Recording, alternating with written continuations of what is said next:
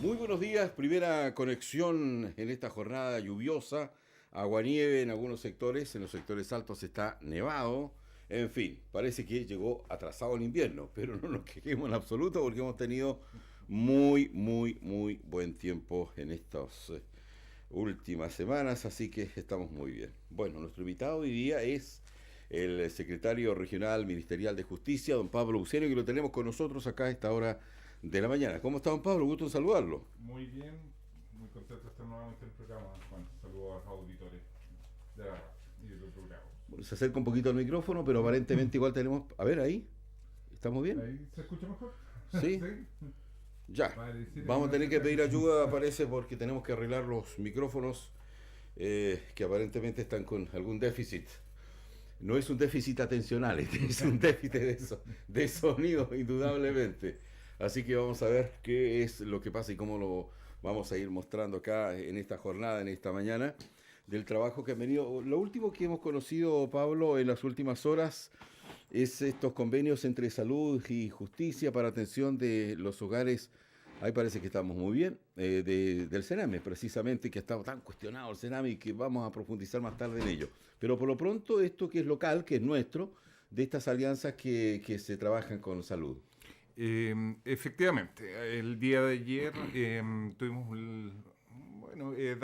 dimos a conocer a la comunidad un trabajo que se viene realizando a nivel nacional. Sí, claro. Hay un plan nacional de diagnóstico en materia de salud de cada uno de los niños, niñas y adolescentes que se encuentran en centros de Sename. Ya. Quiere decir que son a nivel nacional son 8.300 los niños, niñas y adolescentes que se encuentran en alguna de estas residencias en materia de protección.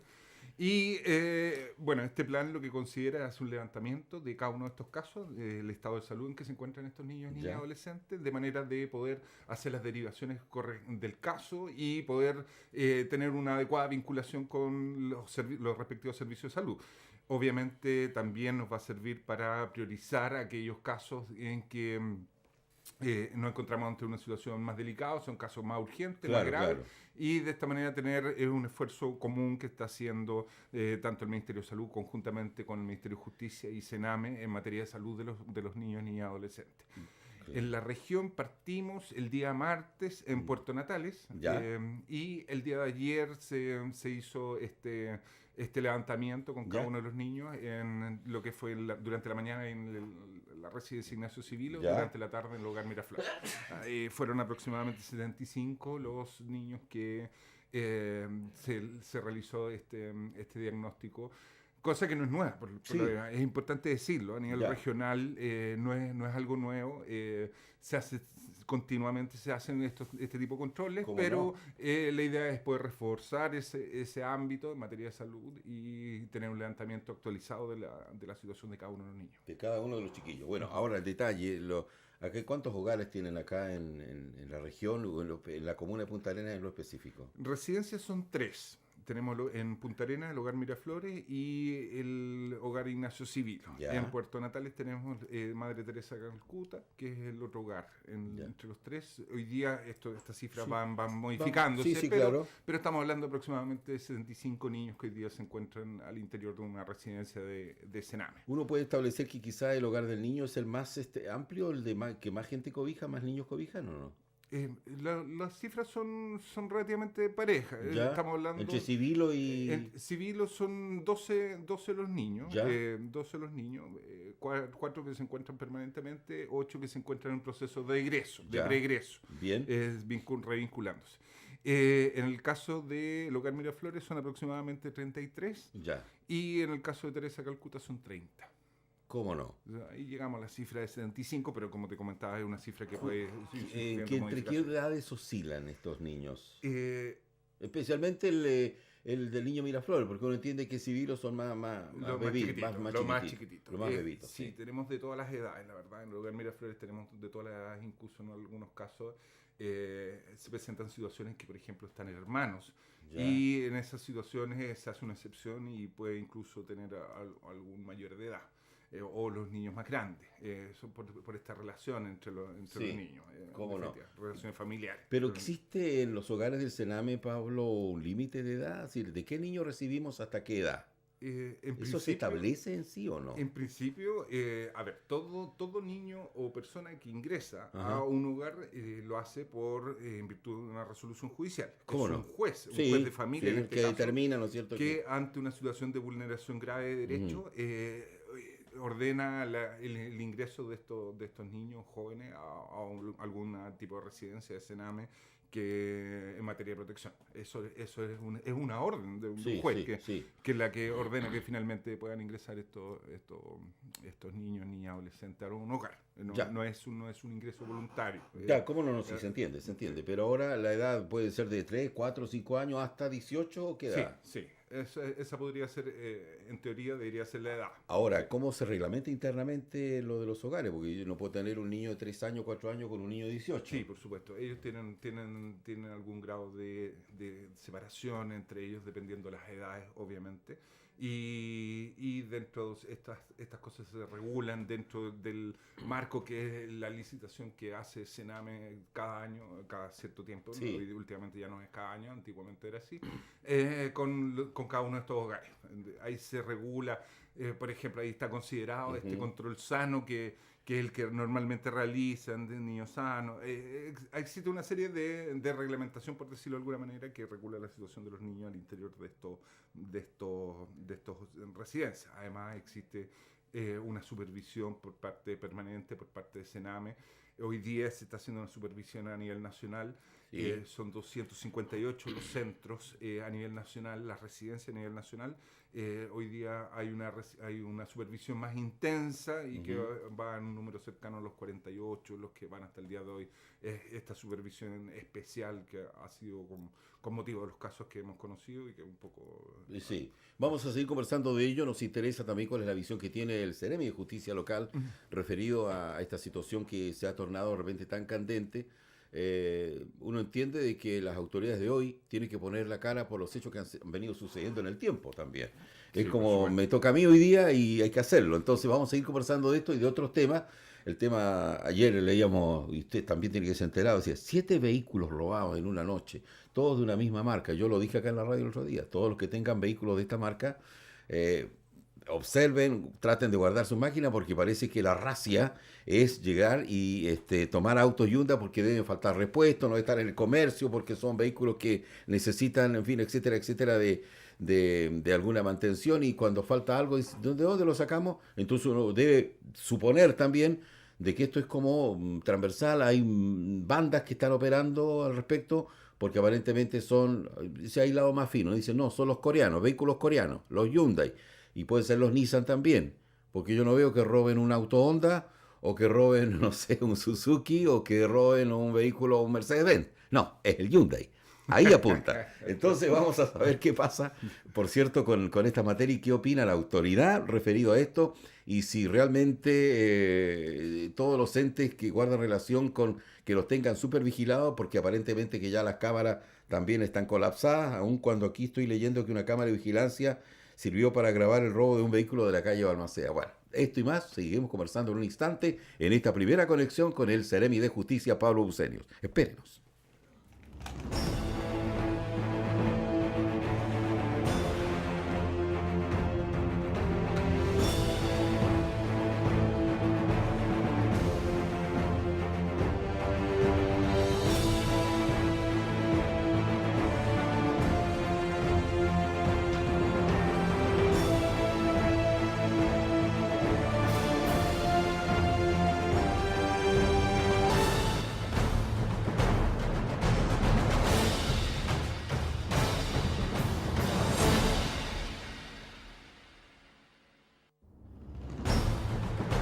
Usted ya está en sintonía de Primera Conexión. Ya regresamos. Son las 8 de la mañana, 32 minutos. IMPA ofrece la más amplia gama de artículos para calefacción central, calderas murales, calderas de pie, bombas, circuladores, radiadores de acero y de aluminio, válvulas, termos, calentadores, estanques de expansión y todo lo necesario para calefaccionar su hogar. Visítenos en IMPA, Zona Franca, y atiéndase con nuestros especialistas. Respaldo garantizado.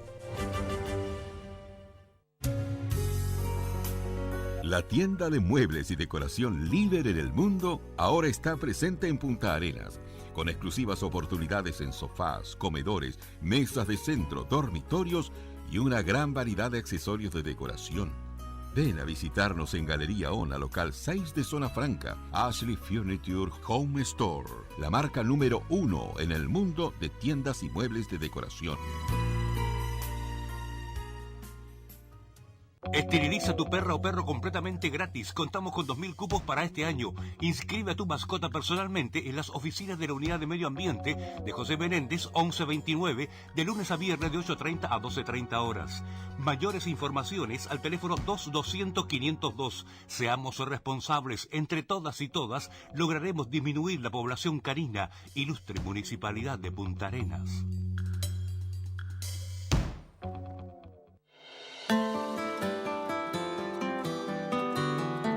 Museo Nao Victoria presenta las réplicas a tamaño real de navíos históricos de la región. La Nao Victoria de Fernando de Magallanes, el bote James Caird de Shackleton y la goleta Ancud de los colonos de Chiloé representan uno de los nuevos atractivos turísticos para la región. Conózcalo y ofrézcalo a sus pasajeros. Museo Nao Victoria. Visítanos en el kilómetro 7,5 norte, de 9 a 18 horas, de lunes a domingo. www.naovictoria.cl. Construimos un nuevo barco, el HMS Beagle, del capitán Fitzroy y Charles Darwin. Tu futuro no para, avanza con él. Proceso de prematrícula INACAP. Ven a INACAP y estudia con un equipamiento e infraestructura acorde a las exigencias académicas. INACAP, los profesionales que Chile necesita.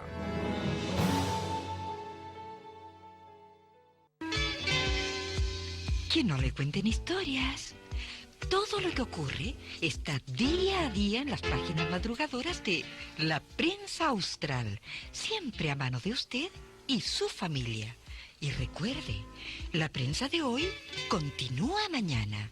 La Prensa Austral, mi diario familiar.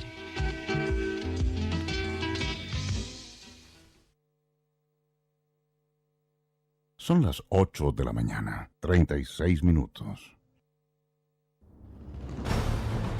Estamos de vuelta. Primera conexión.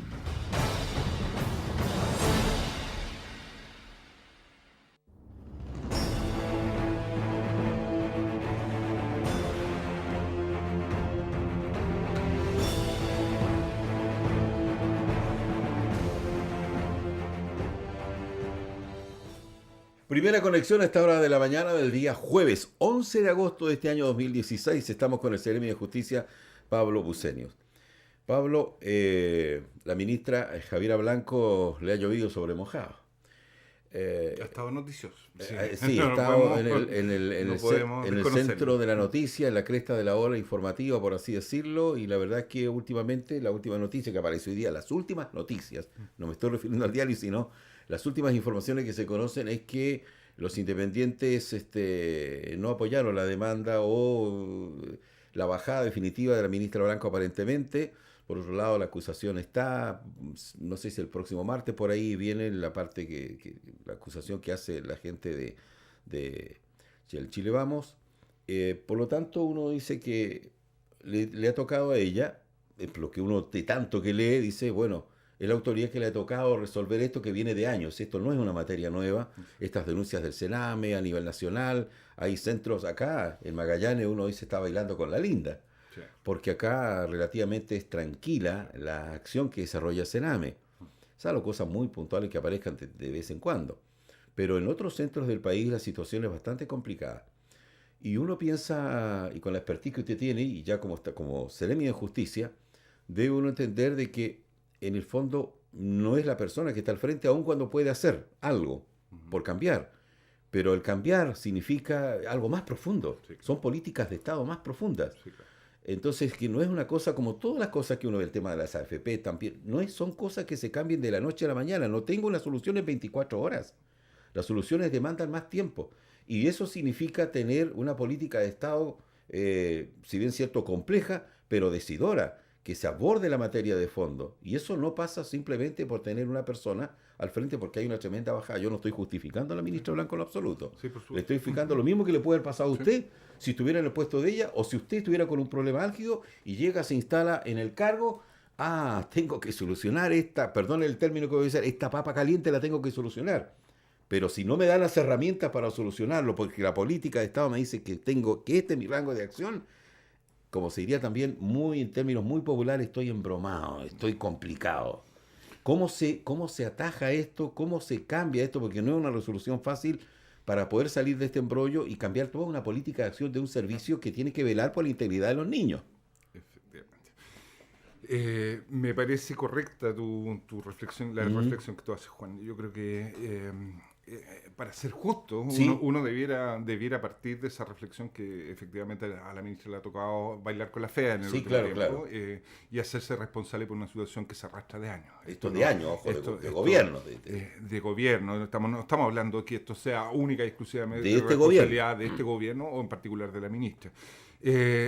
También lo que señalaba a nivel regional hay una realidad en esta materia que dista totalmente de lo que ocurre a nivel nacional. Los hogares que estábamos conversando, las residencias que conversábamos previamente son residencias de lujo que no guardan ninguna relación con otras regiones, con otros casos.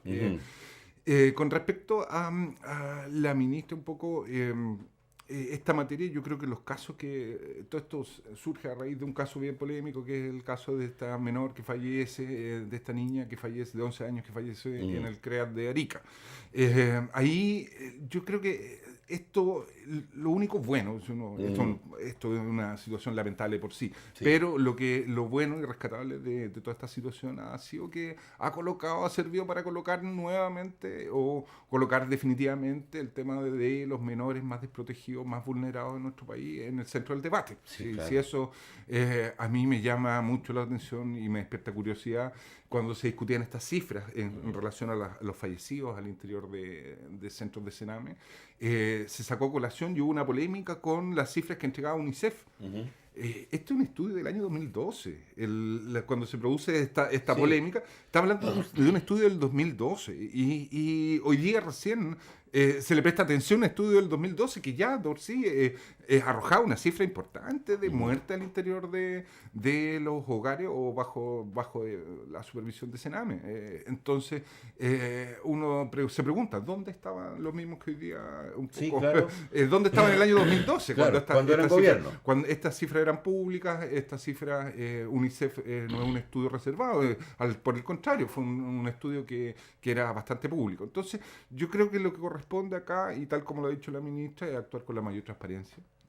Hay deficiencia, hay déficit, y eso hay que plantearlo, ser lo más transparente posible, y aprovechar la coyuntura que se ha colocado en el centro del debate a nivel nacional, la situación de los niños, niñas y adolescentes, y aprovechar para efectivamente asumir esta deuda histórica que veníamos conversando desde un comienzo. Ahora, desde la posición vuestra, cuando está a kilómetros de distancia desde el centro de atención de este tema, ¿por dónde pasa una posible solución?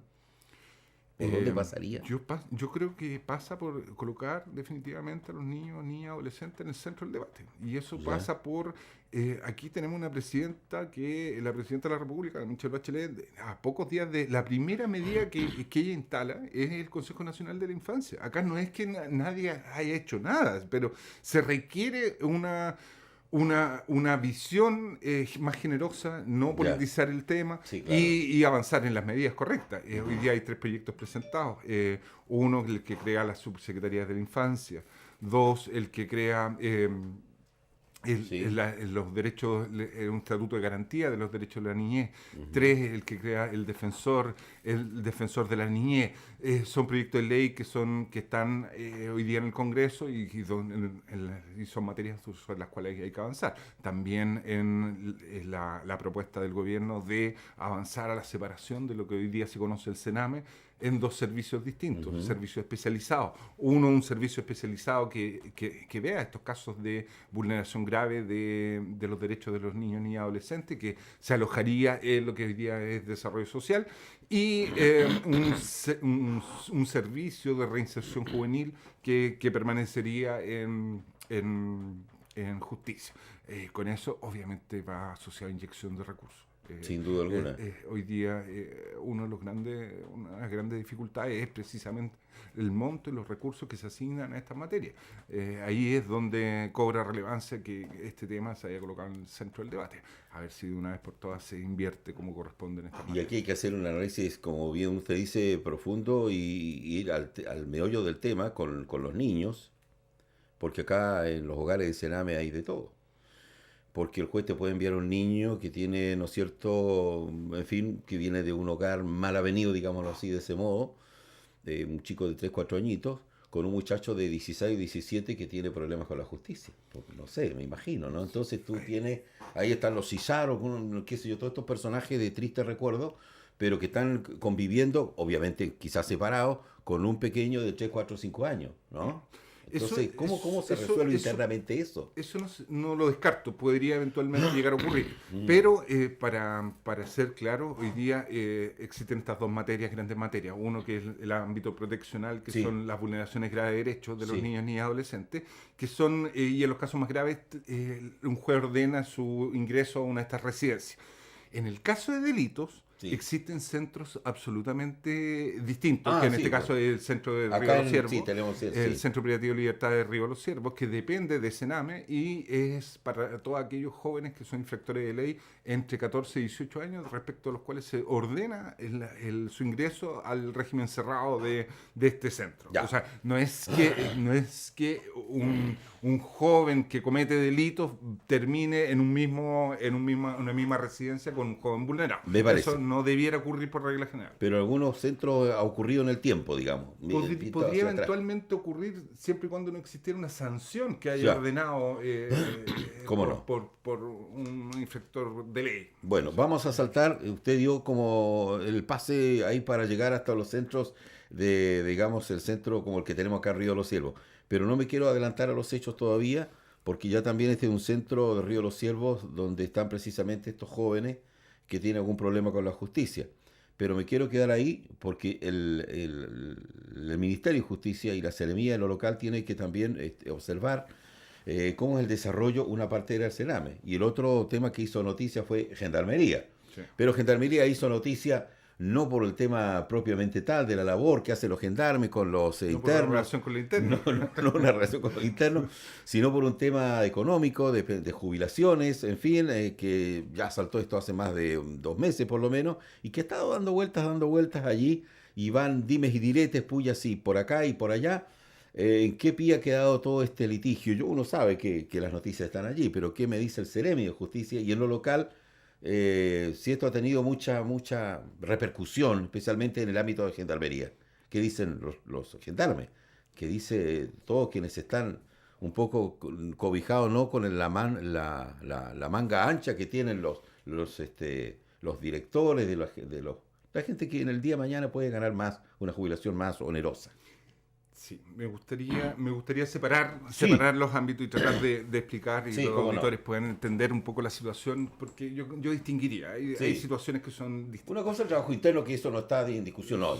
Es lo otro. Y en materia de pensión también me interesa, me interesa mucho hacer la distinción. El año 75, anteriormente Gendarmería dependía de DIPRECA. El año 75 se les pasa al régimen de AFP y porque esto tiene una historia. Y a propósito de lo que fue el rescate de Marco Antonelletti, fue una célula del Lautaro que lo rescató del hospital Sotero del Río, se produce una balacera y con resultado de 4 gendarmes muertos, un carabinero. Esta situación, que fue muy lamentable, de una situación de mártires, obviamente, en servicio, eran funcionarios que estaban activos, sirvió para desnudar un poco las distintas realidades que existían en materia de pensiones. El carabinero resultó con la señora, la familia. Tuvo la oportunidad de un tratamiento, de acceder a unas pensiones más de mejor, mejoradas en relación a lo que existía en Gendarmería. Eso motivó a que se dictara una ley que básicamente lo que pretendía era incorporar a Gendarmería al régimen de DIPRECA para efectos de un poco asumir esta relación que ponían en peligro su vida. Sí. En todos estos casos, y un poco lo mismo que ocurre con Carabineros. Entonces, se le asimila en materia de retiros y pensiones a Carabineros con Gendarmería. Esta es la ley en definitiva y es la que se estuvo aplicando por años y años en esta materia hasta que ocurre un dictamen por parte del Contralor, el nuevo Contralor, Jorge Bermúdez, que lo que hace es decir que si bien en materia de pensiones y retiro se rigen se asimilan a Carabineros, en materia de remuneraciones y bonificaciones corresponde a la situación de cualquier empleado público que está sometido a la escala única de sueldo y con eso tiene un límite imponible de 60 UF. Ya. Esto viene a cambiar un poco lo que venía ocurriendo por años y años y resoluciones que eran tomadas razón por la propia Contraloría en que se pronunciaban con respecto a esta materia. Eso es una situación que por supuesto tiene preocupado a los gendarmes porque ahí volvemos a una diferenciación, un poco la relación que existía entre Carabineros y Gendarmería. Hay una preocupación porque hay un cambio de reglas del juego, por decirlo de alguna manera. Claro está. Eso es una situación. Ya. Y la otra situación muy, muy distinta es lo que hemos podido conocer a propósito del caso de Miriam Oblate, que al parecer esto un poco se deduce que se abultaba de alguna manera las remuneraciones para efectos del cálculo de la pensión de retiro. Ya. Miriam Oblate, que es un poco el caso más bullado, efectivamente una pensión de 5 millones de pesos, produce una suerte de indignación, obviamente, claro. en aquellas personas que reciben pensiones bastante bajas, por no decir miserables. Entonces, esa situación sale a la luz pública. Y lo que ha pasado más recientemente con respecto a este caso es que Contraloría ordenó a DIPRECA dejar invalidar ciertas pensiones, 11 casos, dentro de los cuales estaba efectivamente Miriam Oblate. Las razones por qué se invalida, en el caso de Miriam Oblate específicamente, porque al parecer no cumpliría los requisitos para estar en DIPRECA. ¿Ya? Y en los otros 10 casos, la regla general es porque se le habría hecho un pago de asignaciones erróneo que alteraría la base del cálculo para efecto de la pensión. ¿Cómo no? Esto es una revisión que hizo Contraloría de todas aquellas pensiones que desde el 2015, del 12 de diciembre del 2015, las últimas pensiones, que las personas que se habían jubilado, un poco hizo esta revisión y en 11 casos ordenó a DIPRECA, que esto hay que tenerlo muy claro, quien calcula las pensiones y quien determina el monto a pagar, incluso no es una resolución que es tomada de razón por Contraloría, es DIPRECA. Aquí Gendarmería no interviene en el cálculo propiamente tal. ¿Cómo no? Donde al parecer existirían algunos casos donde podrían haberse presentado irregularidades en estas asignaciones que lo que hacían finalmente es modificar, alterar el cálculo, la base de cálculo de estas pensiones. En esta materia la ministra ha sido súper clara. Lo importante acá es ser lo más transparente posible, colaborar. La ministra ordenó la instrucción de sumario para determinar eventualidades irregularidades en esta materia que estamos conversando. Auditoría desde el año 2014 a la fecha al interior del ministerio.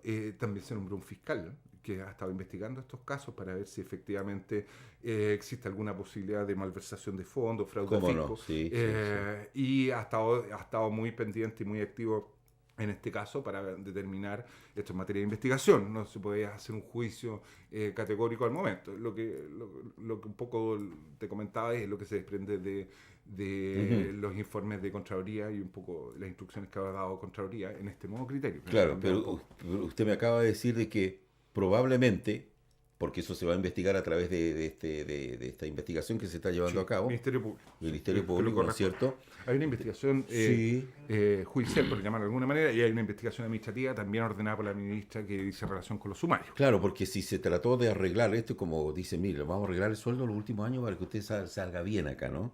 Y con bono y cosas, todo esto que usted me ha manifestado, ya eso es una alteración. Eso es inaceptable. Claro. Es mi humilde opinión, humilde opinión y yo creo que compartirán todos los auditores que eso no corresponde y yo tengo la sensación que no es tan solo que esto se hace, una práctica que se hace en otros servicios. Sí, no diría que es exclusivamente de Gendarmería. No, sí, está claro. Pero es inaceptable y lo que corresponde... Y probablemente no sea solamente el caso de Miriam Oblate, sino también a otros altos directivos de Gendarmería que en su momento pueden haber jubilado también y hay que observar, porque esto cae para todos, no solamente para una persona. Sí, pues si se está haciendo una investigación de 2014 a la fecha, seguramente muchas otras personas estén en ese rango, ¿no? Aquí efectivamente lo corresponde que la justicia haga su tarea y en el caso de detectar irregularidades proceda como corresponde a la justicia. Y acá lo que corresponde es que el Ministerio, la Gendarmería, tanto en Gendarmería como el Ministerio, presten toda la colaboración del caso, se transparente las situaciones, que en definitiva el ciudadano pueda estar tranquilo, que en definitiva acá no hay estas maniobras o chiquiñuelas, por llamarlo de alguna manera, que para abultar eventualmente una pensión. Pero sí me gustaría insistir en el concepto de que hay una situación que es preocupante para Gendarmería, que existe este límite, porque no era el sentido de la ley. Cuando se dictó esta ley del año 93, no era el sentido de la ley que existiera este límite, que es una cosa, y otra cosa es el uso abusivo de estas bonificaciones que de alguna manera alteraban el cálculo de la pensión, que eso sí no corresponde y sería obviamente muy grave y hoy día en materia de investigación, que es lo que corresponde. ¿Cómo no? Acá me ha llegado mucho WhatsApp, usted lo está observando acá, pero este último habla, es un poco largo, pero vamos a tratar de leerlo. Lo ideal es que sea lo más sucinto posible para poder leerlo y así otorgarle tiempo a nuestros invitados.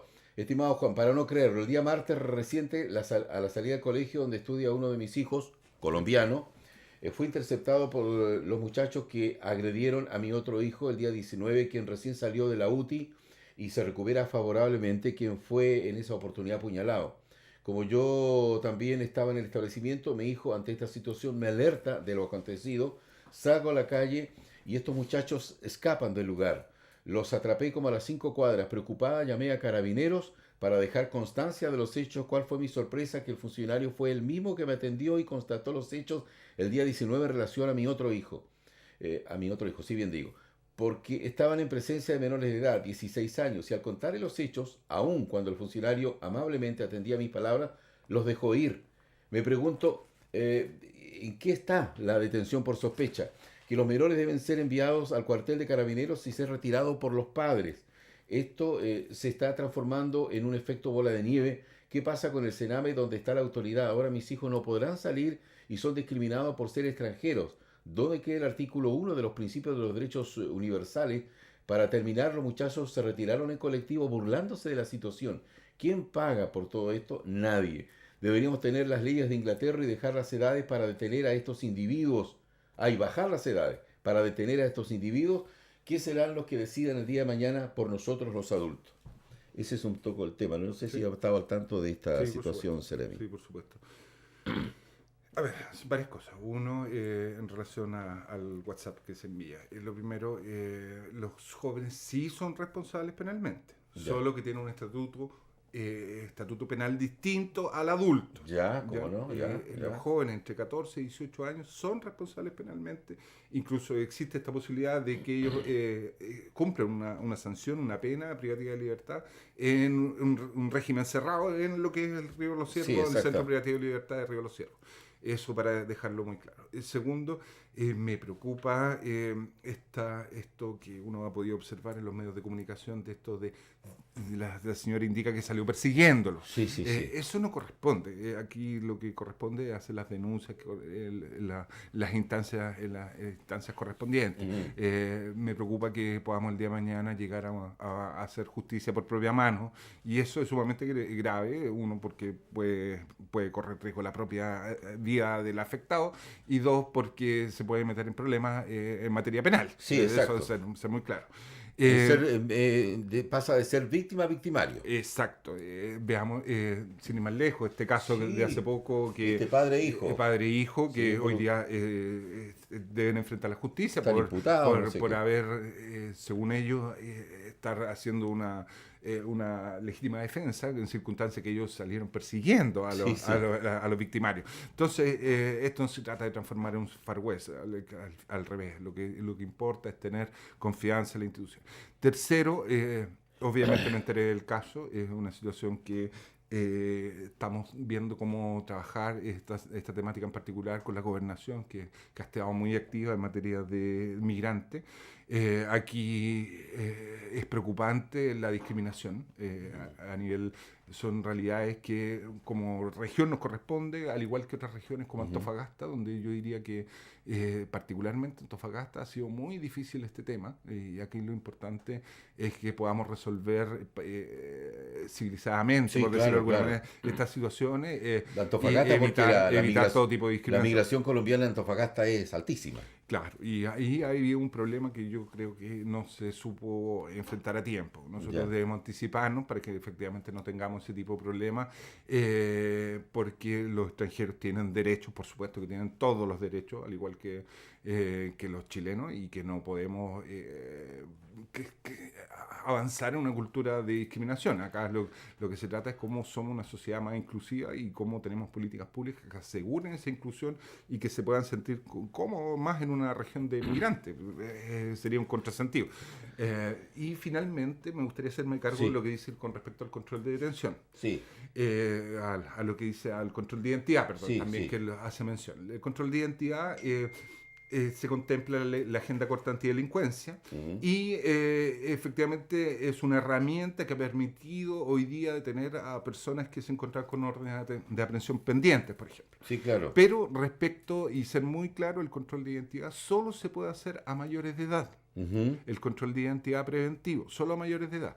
La ley establece expresamente que en caso de existir dudas que esté ante un niño o niña adolescente, no se puede exigir el control de identidad. Esto es solo para los adultos mayores de 18 años. Y un poco para que los auditores lo entiendan, el control de identidad preventivo, uno puede acreditar su identidad con cualquier tipo de documento, no solo documentos oficiales, no solamente carnet de identidad, pasaporte o licencia de conducir, sino que también con cualquier documento que acredite la identidad. Pueden ser la tarjeta de estudiante, puede ser las tarjetas que algunas empresas otorgan, con cualquier medio de identidad, y en caso de no tenerse, Carabineros podría utilizar medios tecnológicos, que es una tarjeta SIM, que permite verificar la identidad.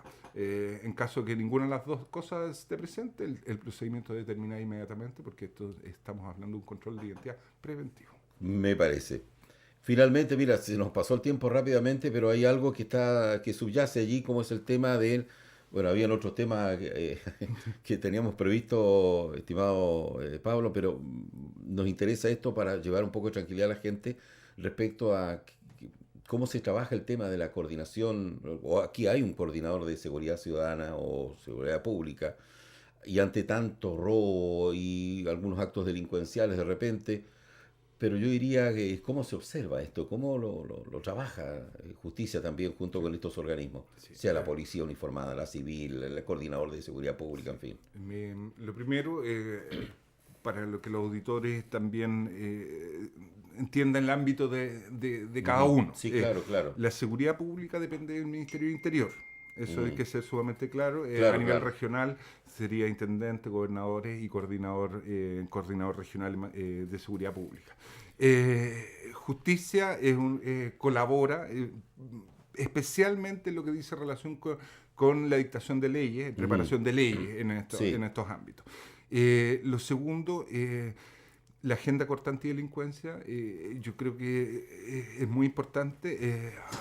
Introduce un conjunto de modificaciones a cuerpos legales, estamos hablando de Código Penal, Código Procesal Penal, pero una de las cosas que uno podría destacar que entregan más y mejores herramientas en materia de investigación de los delitos, particularmente los delitos contra la propiedad, estamos hablando de robo, hurto, receptación, donde había una demanda por parte de Carabineros y la Fiscalía de mayores herramientas en materia investigativa. La agenda corta antidelincuencia lo hace. Y lo tercero que uno podría decir que efectivamente la delincuencia es un problema muy complejo, que no tiene soluciones fáciles. Esto de la puerta giratoria son caricaturas que no corresponden por una materia que es tan compleja como la seguridad. Claro. Hay que abordarlo de una manera integral. ¿Cómo se aborda de una manera integral? Haciendo lo que este gobierno, del gobierno de la presidenta, ha estado haciendo, impulsando. Estamos hablando de proyectos de ley que consideran 6.000 nuevos carabineros, 1.200 funcionarios de la PDI en un plazo de 4 años, que aumentó el Ministerio Público, la ley de fortalecimiento del Ministerio Público, que significó aumentar un 15% a las plantas del Ministerio Público, la creación de unidades de análisis criminal. Tú decías este ejemplo de los vehículos. Cuando se repiten ciertos patrones, en definitiva, ahí lo que corresponde es un trabajo de inteligencia, de análisis criminal. Y eso lo contempla la ley de fortalecimiento del Ministerio Público. La agenda corta antidelincuencia, muy importante.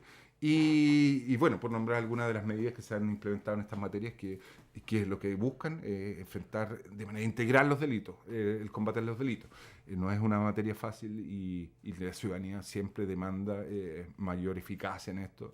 Hay una sensación de impunidad que precisamente es la que hay que combatir, pero no con medidas populistas o facilistas, sino que abordando estas temáticas de manera seria y completa, integral. ¿Cómo no? Vamos, bueno, lamentablemente estamos en la hora para poder seguir, haber profundizado mucho más, pero mire, lo evitaremos en otra oportunidad para seguir hablando porque, como usted bien dice, no hay que tomar alguna medida populista de repente, pero sí hay que atacar el tema y de repente uno entiende también que si bien es cierto, por dar un ejemplo doméstico y palpable, si tenemos cámara, la cámara no lo hace todo, ¿no es cierto? Si no, nos podemos llenar hasta por los barrios cámaras para esto, cámaras para lo otro, porque si no se trata de atacar por varios frentes. Sí.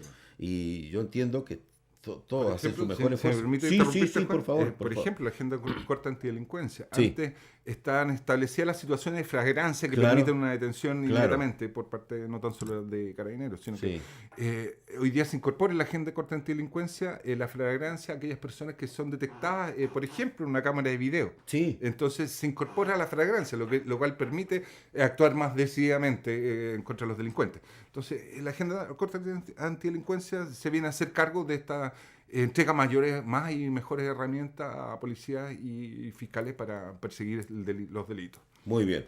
Gracias, Seremi, por estar con nosotros esta mañana en esta primera conexión. Muchas gracias a ti, Juan. Muy contento de haber estado en el programa. Muy gentil, muy amable, Pablo. Gracias, Pablo Bucenios, quien es el secretario regional ministerial de Justicia en esta primera conexión. Muy buenos días.